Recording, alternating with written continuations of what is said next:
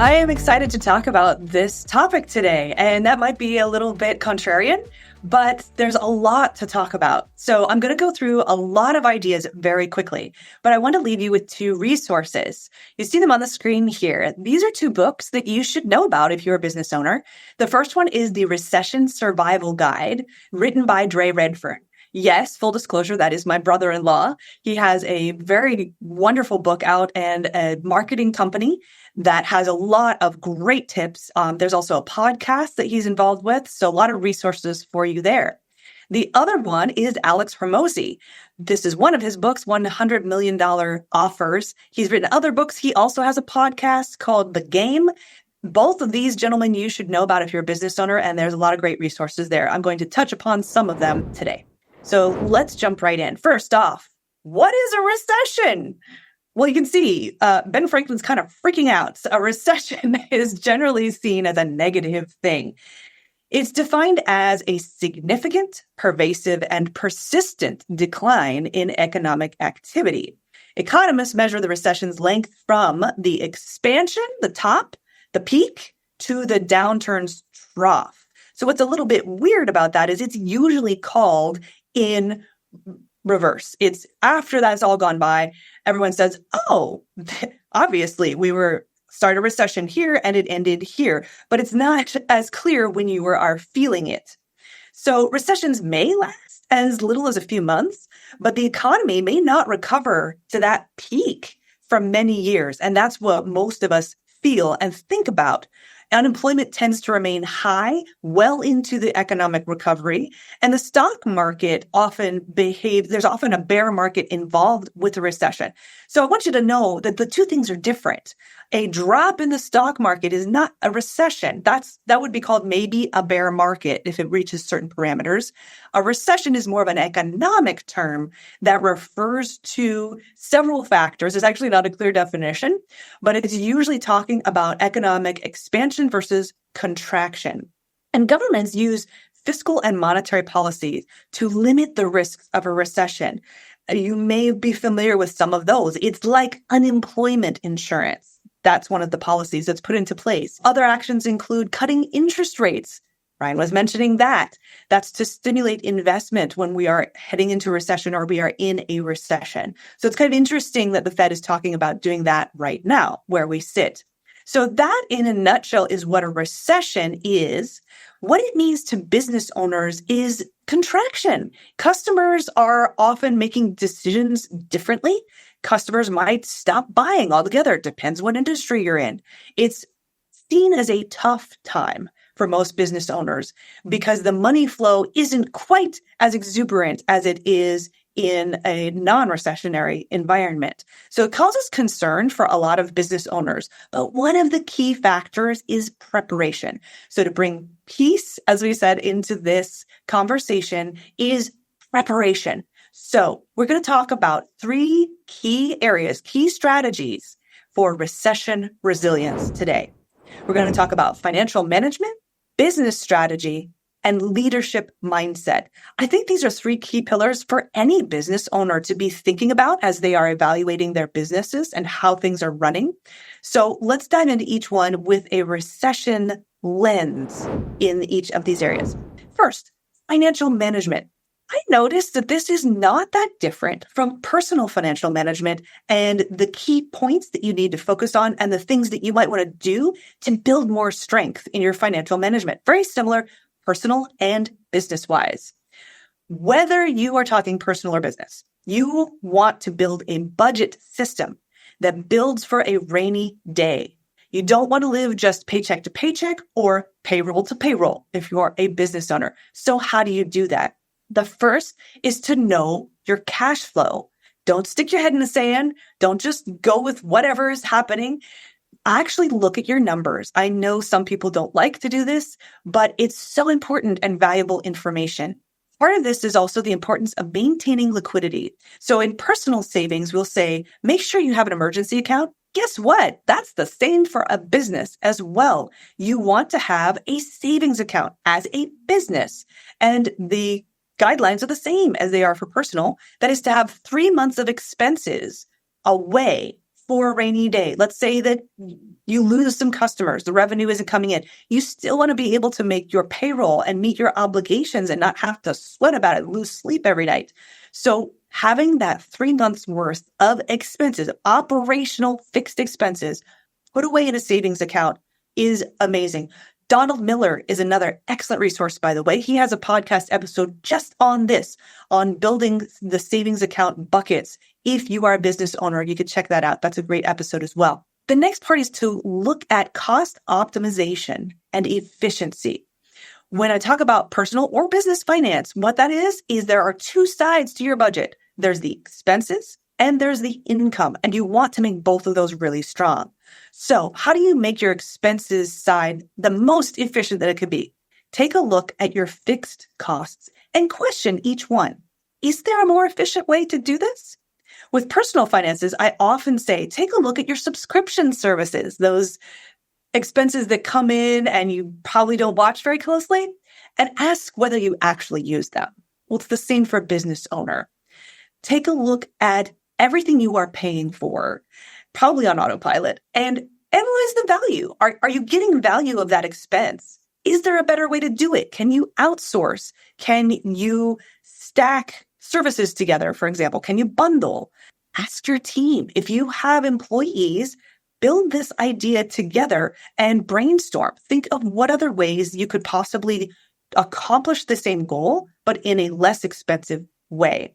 Even Alex Hormozi says, live below your means and reduce unnecessary expenses to maintain a frugal lifestyle, whether that's personal or business. It's good advice.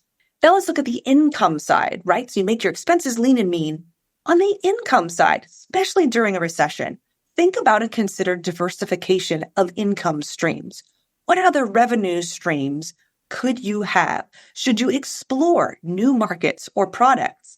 Has customer preference changed? Should you possibly pivot, offer things in a different way? Maybe think about a subscription service, for example. That's become a very popular business model that's successful for a lot of different businesses. And think about, could you offer your product or service in that way rather than having the customer remember to come out and buy all the time? Now, I do want to make a note that experts differ on this idea of expanding revenue streams and exploring different products. Hormozi says, don't do that. Focus on your core. Contract, add value where you are the expert. Establish yourself as an expert in either a service or the best in a product, if that's what you offer, especially during a recession. So that's Alex Hormozi's take. Redfern's take and others in that space say, no, look for opportunities to expand during a recession because it's likely that competitors are falling behind. So that's an opportunity for you perhaps to jump in and do something differently than what your competitors are doing, offer amazing value, and perhaps grow out of a recession rather than contracting. So one example that I thought of was seeking out recession-resistant customers. There are certain industries, Ryan touched on it a little bit actually when he was looking at the different sectors. Sectors like healthcare, education, utilities, these industries tend to grow or come to the forefront when there is a recession. Whereas other industries, tech especially, tends to contract when there is a recession. So if you think about your customer base and where they might be in the industries, that might be something to also explore with your team is your offerings, which leads us into the business strategy. So first is customer retention and focusing on your core customers. You want to offer so much value to your customers during recession that they can't imagine leaving you or not buying your product. It's something that's essential to them, right? So focusing on those core customers might be the key strategy for your business.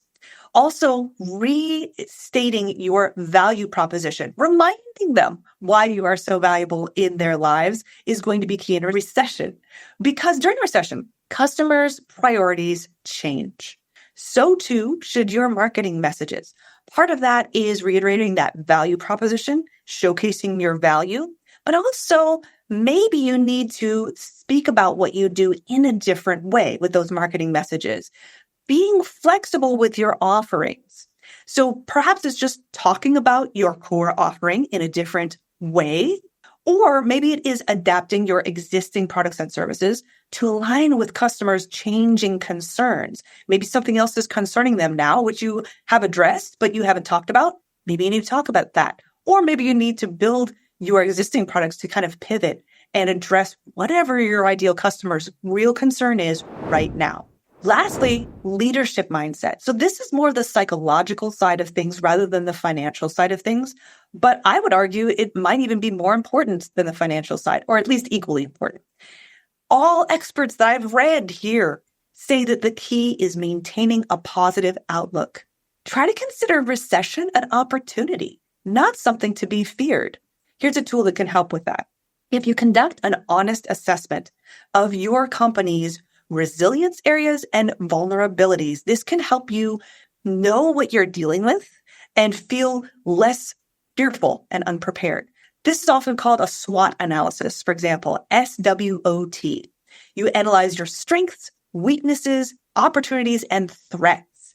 This is a great opportunity if you have a team to build strategies and brainstorm together. What are our strengths as a company? Where are our weaknesses? What can we do better?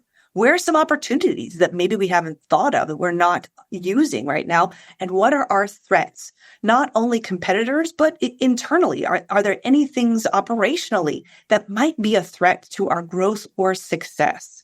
So a SWOT analysis can be helpful in preparation for a recession.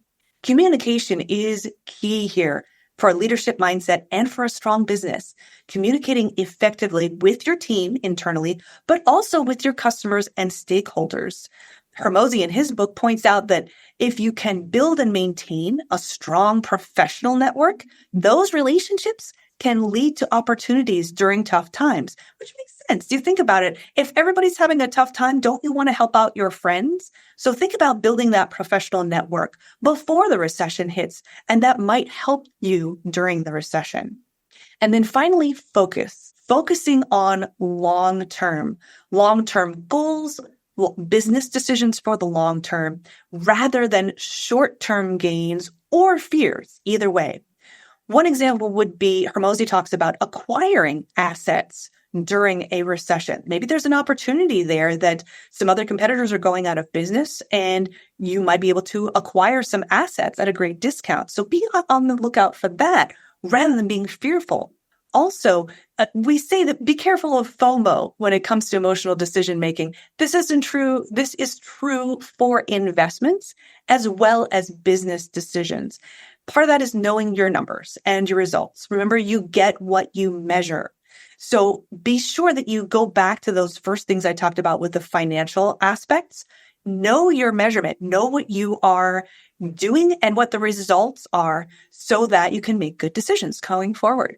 Now, guys, I went through a lot of things really fast here, so I just want to recap. We've talked about 3 keys for recession resilience: financial management, business strategy, and a leadership mindset. What are you going to do? Which area are you going to focus on this month to make sure that you build recession resilience? And I always like to end on a high note. So Zig Ziglar said, "Difficult roads often lead to beautiful destinations. The best is yet to come." Don't fear recession, guys. Think of it as an opportunity.